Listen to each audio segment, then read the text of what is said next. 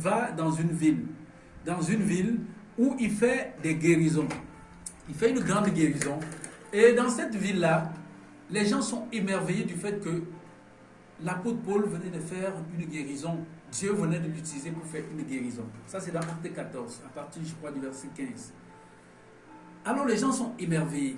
Et comme ils sont encore dans leur coutume, ils s'en vont, ils prennent les animaux et ils disent qu'ils vont immoler ces animaux-là en l'honneur de Paul, qu'ils appellent Mercure, et l'autre Jupiter. Ils donnent des noms. Lorsque l'apôtre Paul entend des choses comme ça, il est tellement dans ses états, il veut même se déchirer les habits, parce que pour lui c'est très grave. Qu'est-ce qu'on peut faire? Qu'est-ce que les hommes sont en train de faire? Les hommes sont en train de vouloir l'idolâtrer. Bien-aimé, pour lui, il trouve ça indigne. Il trouve ça vraiment inconcevable. Et il rappelle à ces hommes, c'est Jésus de Nazareth qui fait, ce n'est pas moi. Faites attention. Donc, bien-aimé, c'est pour la liberté que nous avons été affranchis. Nous n'avons pas été affranchis pour devenir esclaves des hommes. Si, en écoutant cette prédication, tu es encore esclave des hommes, bien-aimé, il est important que tu te libères de cet esclavage-là. Libère-toi de cette forme d'esclavage. Le Seigneur nous a libérés. Christ nous a libérés. Jésus nous a libérés. Tu n'as plus besoin encore d'aucun, tu n'as plus besoin d'être esclave de qui que ce soit. Alléluia. Alléluia. Bien-aimé, il y a ce passage qui nous marque aussi. Il dit car celui qui est mort est libre du péché. Celui qui est mort est libre du péché. Bien-aimé, il dit celui qui est mort est libre du péché. Bien-aimé, quand il parle de mort, ça veut dire que la chair, ta chair, lorsque ta chair meurt, bien-aimé, ta chair meurt. Souvenons-nous, le Seigneur, dans le livre de Jean 12, il dit que si un grain de blé qui est tombé en terre ne meurt, il reste seul. Mais s'il meurt, il porte des fruits. Amen. Nous avons besoin de voir notre chair mourir. Qu'entend-on par mourir? Je prends un exemple. Je vais prendre un exemple que j'ai même déjà pris tout à l'heure. Quelqu'un qui, avant de connaître le Seigneur Jésus, était champion dans le mensonge. C'était sa dernière carte. Quand il est coincé quelque part et quand il veut s'en sortir, il sait les cartes de mensonge qu'il dépose, les portes sont ouvertes pour lui, les portes entre guillemets. Et lorsque le Seigneur, maintenant quand il vient dans le Seigneur, il faut que cette chair du péché-là meure. Il faut que ce vêtement du péché tombe. Il faut que cela meure. Il faut qu'il soit incapable de dire encore un mensonge. Il faut qu'il soit incapable de pratiquer un mensonge. Ça veut donc dire qu'il vit, mais toutefois, il vit, mais ce n'est plus lui qui vit, c'est le Saint-Esprit maintenant qui vit en lui. Ce n'est plus la chair qui vit, mais c'est l'Esprit de Dieu en lui maintenant qui vit. Amen. C'est ça que l'apôtre Paul explique ici en disant, en effet, il dit bien au verset 7, car celui qui est mort est libre du péché. Si ta chair ne dépend plus, ta chair ne dépend plus du péché, c'est que tu es libre. Si le péché ne peut plus te contraindre à faire quoi que ce soit, si peut-être la jalousie qui était en toi, quand tu n'avais pas cru au Seigneur, tu avais de la jalousie en toi. Amen. Mais tant que tu ne peux plus, dans le Seigneur, tu sais déjà que dans le Seigneur, tu n'as plus la force encore de pouvoir mentir. Ça veut donc dire que quoi? La chair du mensonge est morte. Cette chair qui te poussait toujours à mentir, ou cette chair qui te poussait à jalouser, cela est mort. On voyait un peu encore trop loin, très loin derrière, dans le jardin d'Éden, avant même le péché, avant qu'Adam et Ève n'entrent de désobéissent au Seigneur. C'était des hommes libres. Ils avaient beaucoup de paix, beaucoup de joie. Bien-aimés, ils étaient heureux. Ils pouvaient se promener dans le jardin comme ils veulent. Il y avait des fruits à manger. Mais sauf que Dieu leur avait dit, vous ne toucherez pas de tel ou de tel autre fruit. C'était des hommes, il y avait une paix totale. Amen. Ils étaient heureux. C'est lorsque la désobéissance entre que la paix va leur quitter. Ils vont perdre maintenant la paix. La paix va maintenant leur quitter. Lorsque la désobéissance entre, la paix quitte. Amen. La paix va maintenant quitter. Aller dans la direction que l'homme ne veut pas. Aller dans la direction que lui ne veut pas. D'ailleurs, l'apôtre Paul parle cela dans Romains 7.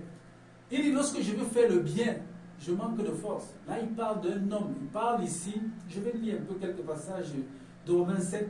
Il dit que, Romains 7 à partir du verset 7, il dit, que dirons-nous donc?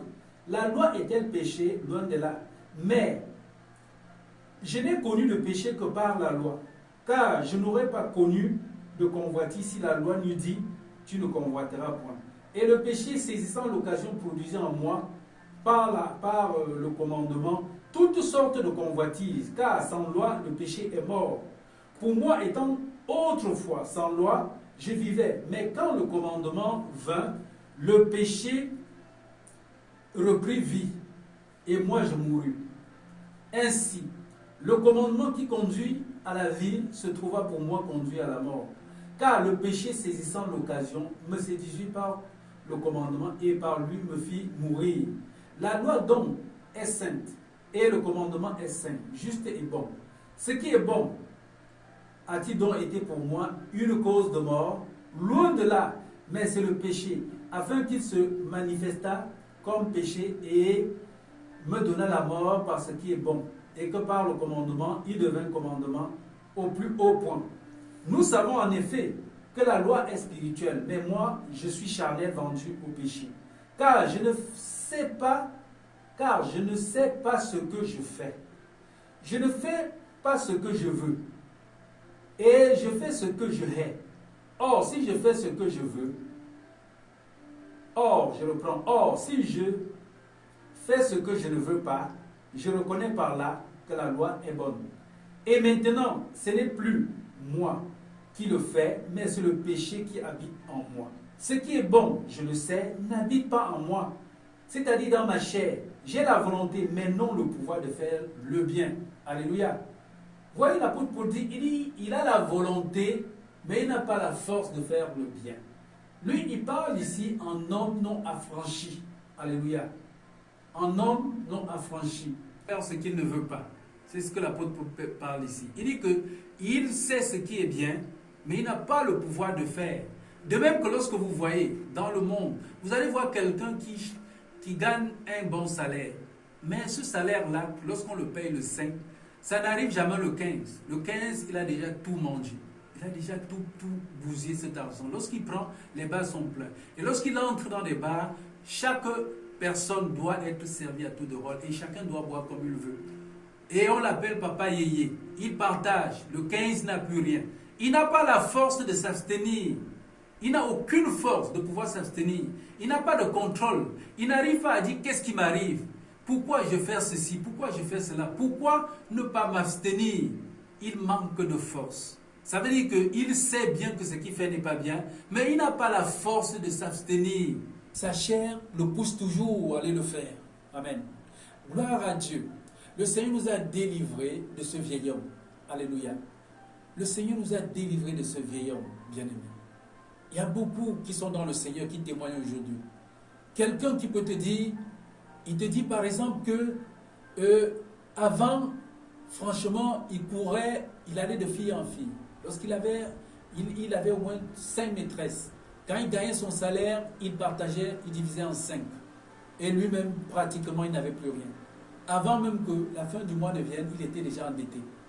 Et lorsque le Seigneur, il a reçu le Seigneur, la Bible dit que, bien aimé, c'est clair, la Bible est claire. La Bible dit que lorsque vous recevez le Seigneur Jésus, le vieil homme est crucifié et est tué. La Bible dit que lorsqu'on est en Christ, on est devenu une nouvelle créature. Cette parole est vraie. Et des personnes peuvent témoigner combien de fois ils ont été délivrés des mains des maîtresses. Bien-aimé, le Seigneur veut. Il veut te parler encore aujourd'hui. Il veut te rappeler combien de fois tu as été délivré. N'entre plus dans la captivité.